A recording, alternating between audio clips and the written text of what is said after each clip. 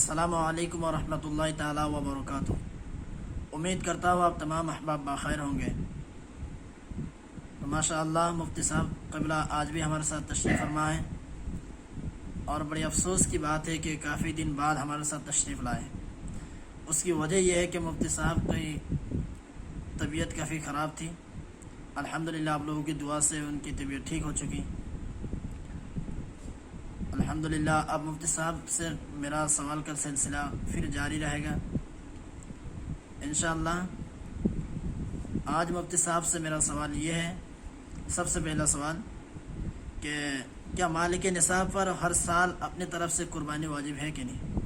کیونکہ کوئی ایسا بھی ہوتا ہے جو اس سال اپنی طرف سے قربانی کیا، اس کے بعد جو ہے اپنے باپ کی طرف سے یا تو اپنے ماں کی طرف سے یا کسی اور کی طرف سے جو قربانی کرتے ہیں، حالانکہ ان پر قربانی واجب ہے، لیکن اپنی طرف سے نہ کر کے دوسرے کی طرف سے کر دیتے ہیں، کیا ان کی قربانی ہوگی یا نہیں ہوگی؟ جواب عنایت فرمائیں انشاءاللہ۔ اور تمام احباب سے یہ بھی گزارش ہے کہ مفتی صاحب قبلہ کے لیے دعا کریں، اللہ تعالیٰ ان کو صحت کاملہ عاجلہ عطا فرمائیں، اور جو ہے اپنے دعا میں بالخصوص مفتی صاحب کو اور جو اس فقیر کو بھی یاد رکھیں۔ وعلیکم السلام ورحمۃ اللہ تعالی وبرکاتہ۔ جی الحمدللہ رب العالمین بخیر ہوں، اور طبیعت بھی کافی حد تک ٹھیک ہو چکی ہے۔ مزید دعا کی درخواست ہے، انشاءاللہ تعالی اللہ مکمل صحت یابی فرمائے گا۔ پھر آج ہم اور آپ جڑے ہیں اور سوالوں کا سلسلہ جاری ہے۔ ماشاءاللہ آپ نے آج عمدہ سوالات پیش کیے ہیں۔ آپ نے ایک سوال فرمایا ہے، کیا مالک نصاب پر ہر سال اپنی طرف سے قربانی واجب ہے؟ جی مالک نصاب پر ہر سال اپنی طرف سے قربانی واجب ہے۔ عام طور پہ لوگ یہ کرتے ہیں کہ جیسے پچھلی سال میں نے اپنے طرف سے قربانی کرائی تھی، یا کسی پیر صاحب کی طرف سے کرائی تھی، یا حضور صلی اللہ تعالی علیہ وسلم کی طرف سے لوگ کراتے ہیں اور اپنی طرف سے نہیں کراتے، یا یہ کہتے ہیں کہ پچھلی سال فلاں کے نام سے کرائی تھی، اس بار فلاں کے نام سے کر دیجئے، یا پچھلی بار میرے نام سے ہوئی تھی، اس بار فلاں کی طرف سے کر دیجئے۔ تو ایسے موقع پہ آپ لوگ دھیان رکھیں کہ جو مالک نصاب ہے اس کو ہر سال اپنی طرف سے قربانی کرنا واجب ہے۔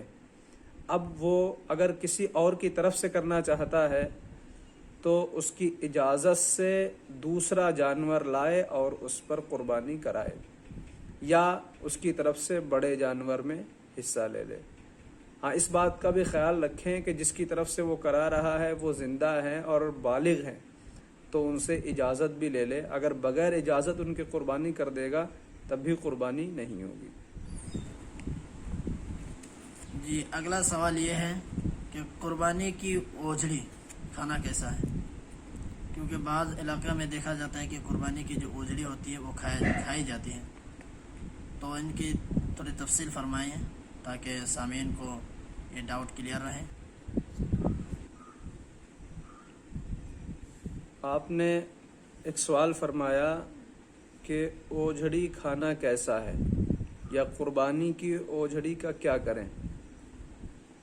اوجھڑی کھانا یہ مکروہ تحریمی ہے، جس کو علماء نے گناہ لکھا ہے۔ تو ایک سوال یہ ذہن میں آتا ہے کہ قربانی کے جانور میں جو اعضا ہم نہیں کھاتے ہیں اس کا کیا کریں۔ تو اوجھڑی وغیرہ ہے جو اعضا ہم نہیں کھاتے ہیں ان کو دفن کر دیں، اور اگر کوئی غیر مسلم اس کو لے جانا چاہے کھانے کے لیے تو آپ ان اعضا کو دے بھی سکتے ہیں، اس میں کوئی قباحت نہیں ہے۔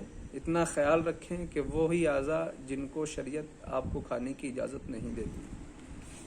آج کے لیے سب سے آخری سوال یہ ہے کہ منت کی قربانی، بعض لوگ ایسے ہوتے ہیں کہ فلاں بیماری سے اگر چھٹکارا پا جاؤ تو یہ چیز جو ہے منت کرتا ہوں کہ قربانی کروں گا، تو یہ منت کی قربانی اس کا کیا حکم ہے، اور اس کے گوشت کو کیا کرنا چاہیے؟ کیا وہ قربانی کی جو منت مانی ہے اس جانور کی گوشت اپنے کام میں لا سکتے ہیں یا نہیں؟ انشاءاللہ جواب عنایت فرمائیں، اور ہم آپ کے منتظر ہیں۔ माशाल्लाह ये सवाल भी बहुत अहम है। आम तौर पे ये होता है कि लोग मन्नतें मान लेते हैं और उसका एहतमाम नहीं कर पाते।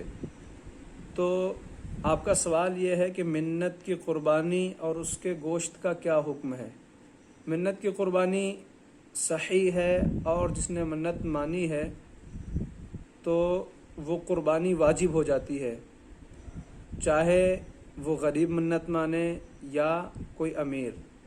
अच्छा, अगर आम तौर पे होता है कि जो मालिक निसाब शख्स है वो अगर मिन्नत मानता है तो उस पर 2 क़ुरबानी वाजिब होती है। एक तो ये एक क़ुरबानी मालिक निसाब होने की वजह से और दूसरी क़ुरबानी जो है मिन्नत की वजह से। तो इस बात का ख्याल रखें कि आम तौर पे लोग मिन्नतें मान लेते हैं और एक ही क़ुरबानी करते हैं जो उनके ज़म्मे वाजिब होती है मालिक निसाब होने की वजह से।